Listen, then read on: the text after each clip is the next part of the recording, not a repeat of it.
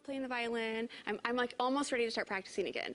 And then you told me about this creativity club you do and that you're getting these kids together just to give them the space to be creative. So it started about 4 years ago. I had a couple of my youth orchestra students at a rehearsal break come to me and present to me one of their symphonies. I was like, this is my 4th symphony. Wow, how old are you? And you've already written 3 other symphonies. That's great. And they said, can we play this? And I said, well, we're kind of coming up on this concert, but I can give you 10 minutes the next rehearsal. And we read it, and it was great. I was thinking to myself, I need to give them more than 10 minutes because there's something really special here going on.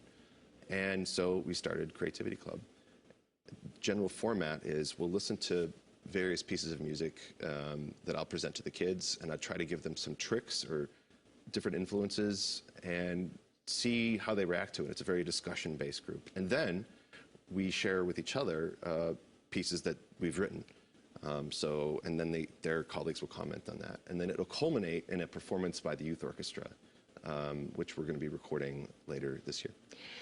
So you're giving these kids really an opportunity to work on something that a lot of kids don't have the chance to do, to cultivate that ability to compose. And is it open to just youth symphony members? Well, at this point, it's mainly youth orchestra members. I have a few college kids too at Augustana that's going to be joining. But it's my goal eventually to expand this to the greater community.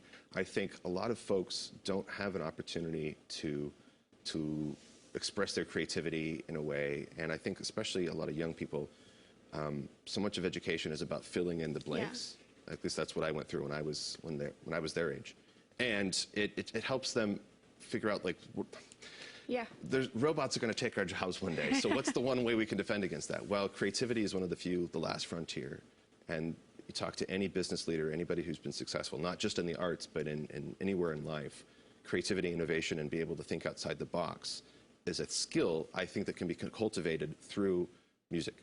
So let's talk about the inspiration, because we've got a few things to listen to. When it comes to inspiring kids, sometimes it's like, here's the music you listen to. Did you know what it's based off of, right? Exactly. So we're going to listen to the first sides with the printing press, etc. But all of a sudden, we've got the Industrial Revolution, and we need workers who are literate so that they can operate the machinery and they can read the instructions and they can sort of fit into to be a cog in the machine of industrial society.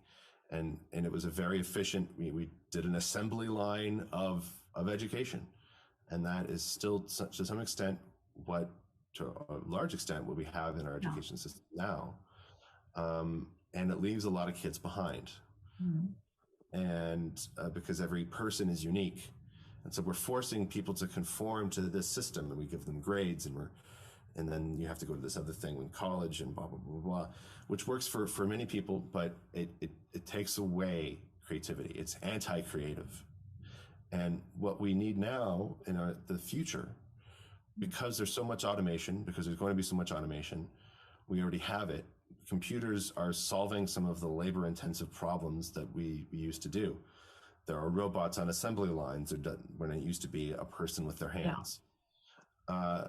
Creativity, and because the world is getting more and more complex in a way, just the structure of the world, the dynamics of our international relations and geopolitics, and the way that we have to interact with technology itself, creativity is becoming more and more important for survival.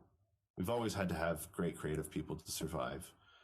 And I'm not talking about infrastructural things, about bridges and water and these basic physical needs, but the arts is a great place to draw from, to learn, to build those creative muscles, because I think creativity is actually a skill that can be trained.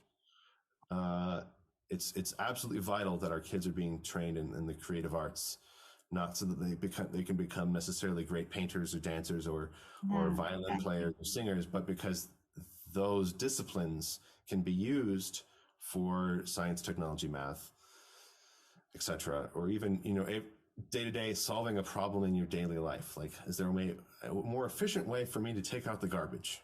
Something like that. Yeah.